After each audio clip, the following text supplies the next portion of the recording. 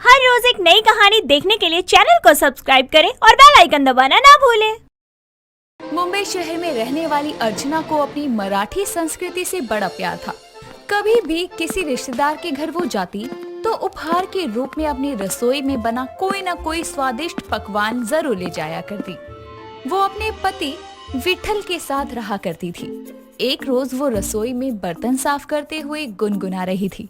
तभी उसका फोन बजता है। देवा रे देवा, अभी काम के टाइम पे कौन हलकट मेरे को याद कर रहा है। अभी गीले हाथों में कैसे फोन उठाएगी मेरे बाबा।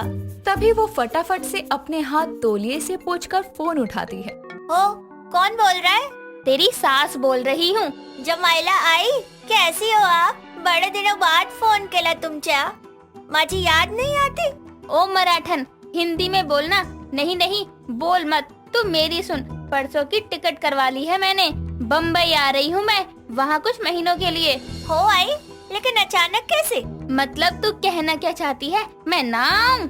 आई गो, काई बोले तस, मैं तो बस ऐसे ही पूछ रही थी। ठीक है, रखती हूँ। अब वहाँ आकर ही तुझसे बात करूँगी। हो आई। इतना कहकर वो कॉल कट कर देती है।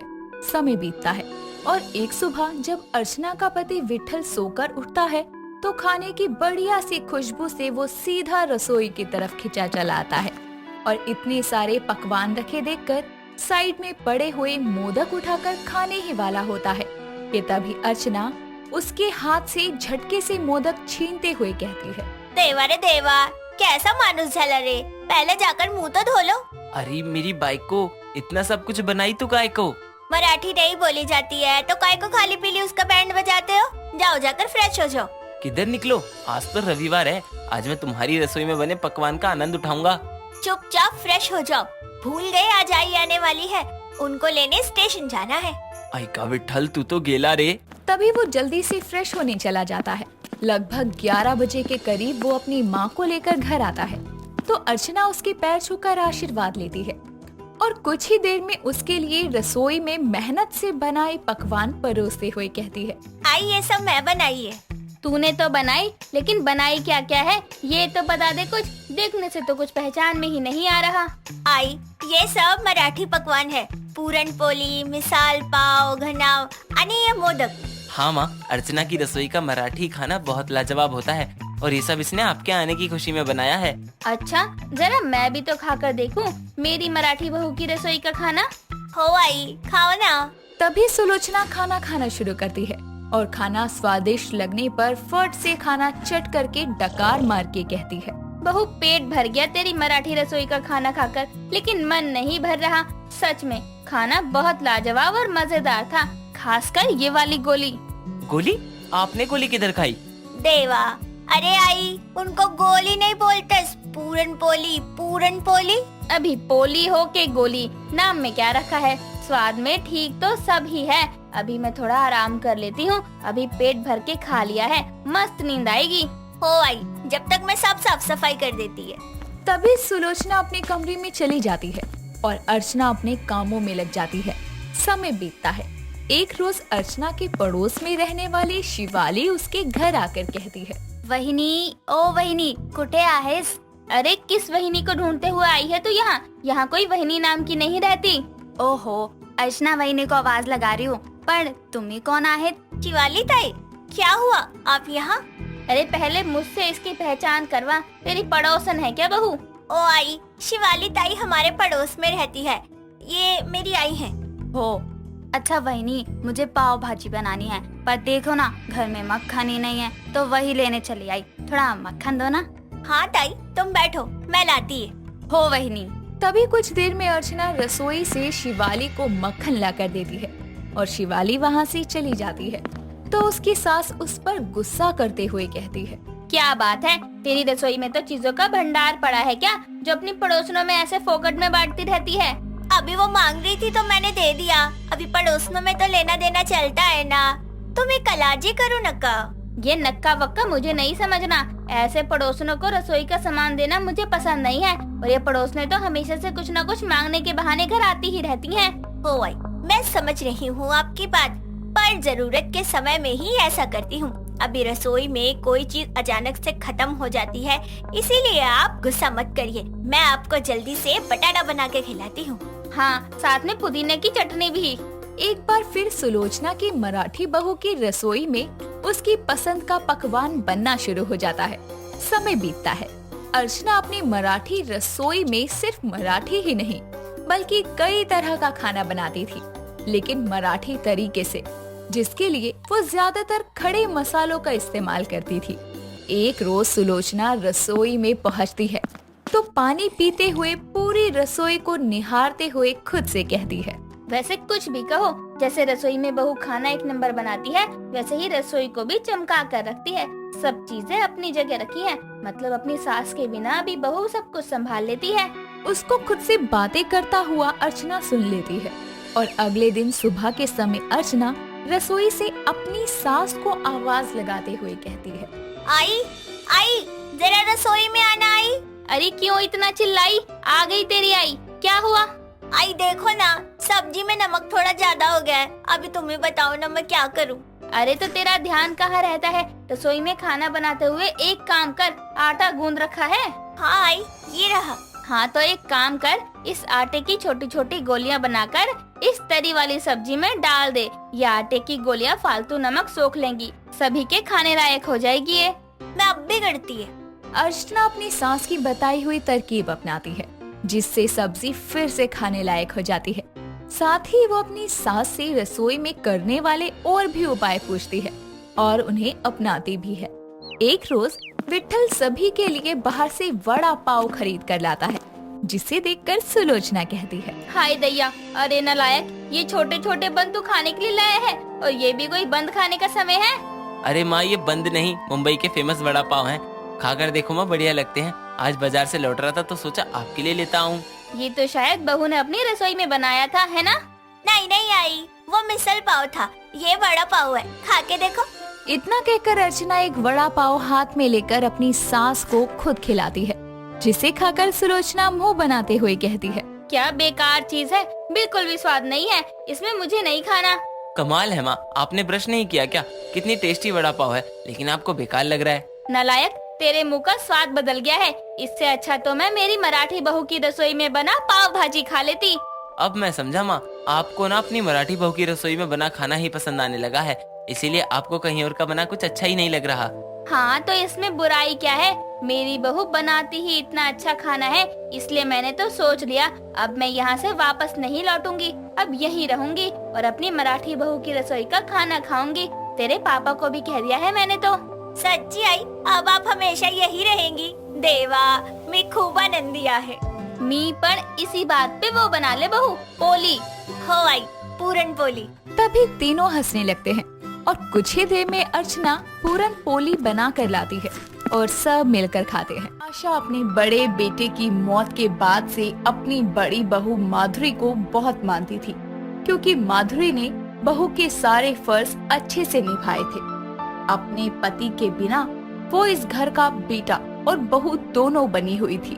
लेकिन अब आशा के छोटे बेटे नीरज की शादी रिया नाम की लड़की से हो गई थी और शादी करके नीरज जब रिया को अपने साथ घर लेकर आता है तो उनका स्वागत करते हुए आशा कहती है, छोटी बहू, तुम्हारा इस घर में स्वागत है, लेकिन घर में आने से पहले रुको, मेरी प्यारी बड़ी बहू अभी आरती की थाली ला ही रही होगी। आशा के पीछे से माधुरी आरती की थाली लाती है, जिसके बाद आशा अपनी नई बहू की आरती उतार कर उसका स्वागत करती है। लेकिन आशा को अपनी जेठानी से इतने प्यार से बातें करता देखकर रिया मन ही मन में बोलती है, ये जेठानी जी लगता है माँ जी के दिल के कुछ ज्यादा ही करीब है।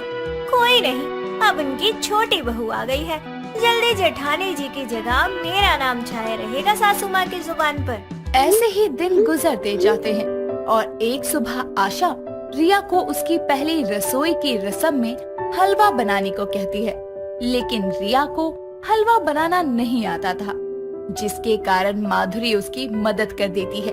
और उसके बाद जैसे ही हलवा तैयार होने पर रिया सबको हलवा परोसती है तो उसको खाकर आशा बोलती है, अरे वाह, इसमें तो स्वाद बिल्कुल माधुरी के हाथों का है।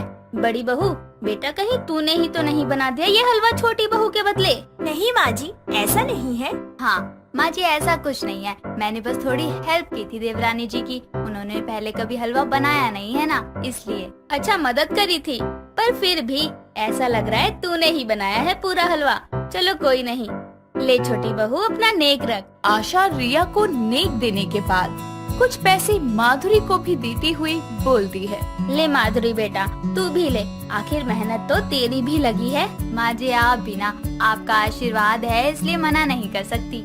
आशा को माधुरी की इतनी तरफदारी करता देखकर रिया मन ही मन जलने लगती है और रसोई में जाकर अपना गुस्सा उतारते हुए बोलती है। जब से आई हूँ माधुरी माधुरी, अरे माँ जी की प्यारी जेठानी ने तो मेरा दिमाग खराब कर दिया है। मेरे लिए झूठ नहीं बोल सकती थी कि ये हलवा मैंने बनाया है, लेकिन नहीं, जेठानी जी को तो महान बनना है सासू माँ के सामने। कोई नहीं, अब अपनी इस प्यारी जेठानी को तो अच्छा सबक सिखाऊंगी। रिया अपनी सास की प्यारी बनने के लिए अब हर एक काम करने लगती है ताकि उसकी सास की जुबान पर माधुरी की जगह रिया का नाम आए। ऐसे ही एक शाम आशा के घुटनों में दर्द हो रहा होता है तो वो अपने कमरे में बैठी माधुरी को आवाज लगाती है। माधुरी बहू, जरा मेरे कमरे में आजा बेटा, मालिश करवानी है। आशा की आवाज माधुरी की जगह रिया के कानों में पड़ जाती है और वो मालिश वाला तेल लाकर अपनी सास के पास जाकर बोलती है। माँ जी, जेठानी जी ने तो आपकी आवाज को सुनकर भी अनसुना कर दिया, इसलिए मैं आ गई। लाइए, मैं मालिश कर देती हूँ आपके पैरों की। चल तू कर दे छोटी बहू। रिया अभी अपनी सास की मालिश करना शुरू ही करती है कि तभी वहाँ माधुरी हाथों में तेल की कटोरी लिए आकर बोलती है। माँ जी माफ करना, आने में देर हो गई। वो स्पेशल लहसुन वाला तेल गर्म कर रही थी, इससे मालिश करने से आपके घुटनों और पैरों का दर्द चुटकियों में गायब हो जाएगा। अरे वाह माधुरी बहू, तूने तो हर बार की तरह मेरा दिल जीत लिया। छोटी बहू बेटा तू उठ जा, तेरी जेठानी मालिश कर देगी। वैसे भी इसके हाथों में जादू है, पल भर में दर्द गायब कर देती है। ठीक है माँ जी, आइए जेठानी जी। माधुरी आशा की मालिश करने लगती है और वहीं रिया ये सब देखकर गुस्से में अपने कमरे में जाकर बोलती है। बहुत हुआ, ये माँ जी की जुबान पर जैसे जेठानी जी का नाम छपा हुआ है ना, वैसे भी उनको किसी काम में उनके अलावा कोई दिखता ही नहीं है। अपनी सास की प्यारी जेठानी से रिया इतना चिढ़ने लगती है कि बात बात पर अपनी जेठानी को नीचा दिखाने का कोई मौका नहीं छोड़ती।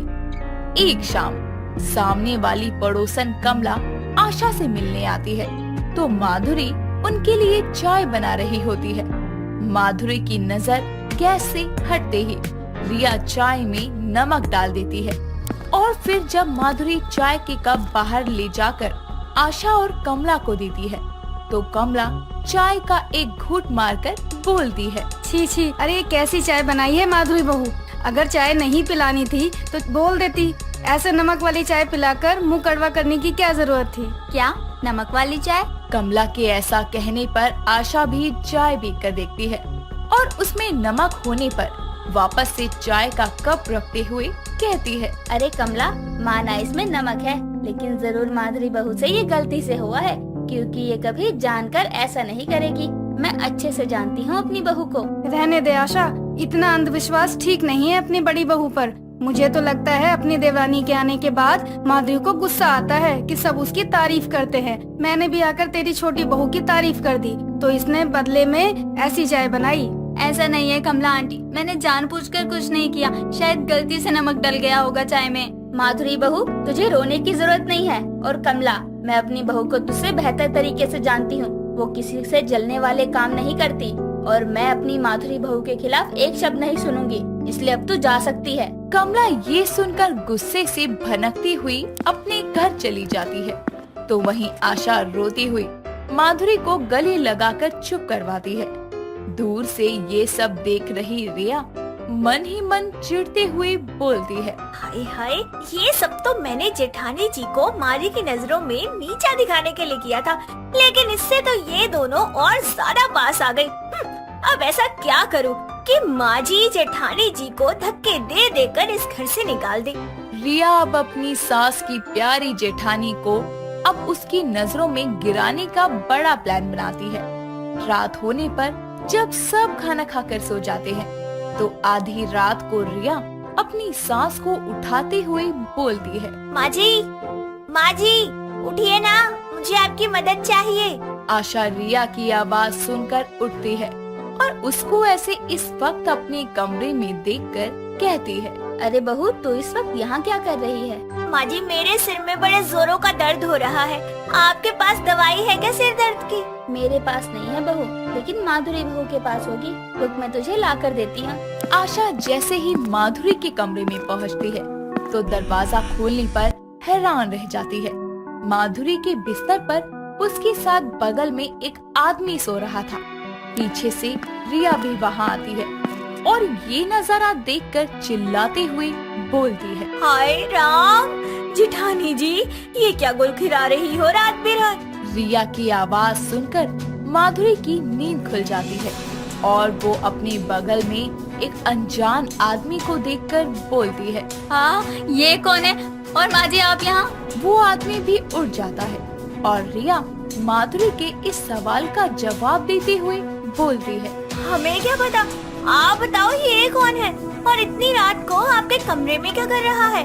और ऐसे ही रोज रात को आता है क्या? छी, ये कैसी बातें कर रही हो रिया? माँ जी ये सब झूठ है, मैं नहीं जानती ये कौन है, मेरा विश्वास कीजिए। यकीन?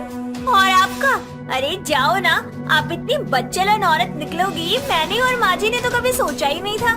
रिया की इस बात पर आशा उसे एक जोरदार थप्पड़ मारते हुए बोलती है, रिया बहू, तूने इस बार सारी हदें पार कर दी। ये सब तूने किया है मुझे पता है, क्योंकि मैं जानती हूँ तू जब से आई है अपनी जेठानी से चिड़ी ही रहती है। लेकिन मैंने इसे तेरा बचपना समझकर नजरअंदाज किया, पर आज तूने सारी हदें पार कर दी। अरे जिस पर तूने इल्जाम लगाया है उस पर मुझे अंधा विश्वास पता है क्यों है? क्योंकि शादी के एक हफ्ते बाद ही पति के मरने पर ये लड़की अपनी जिंदगी में आगे नहीं बढ़ी, बल्कि इसने इस घर को और मुझे अपनी जिंदगी सौंप दी। और तूने ऐसी औरत पर इतना घिनौना इल्जाम लगाया। ये सब सुनकर रिया की आंखों में आंसू आ जाते हैं और वो अपनी जेठानी के पैरों में गिरकर उससे माफी मांगती है।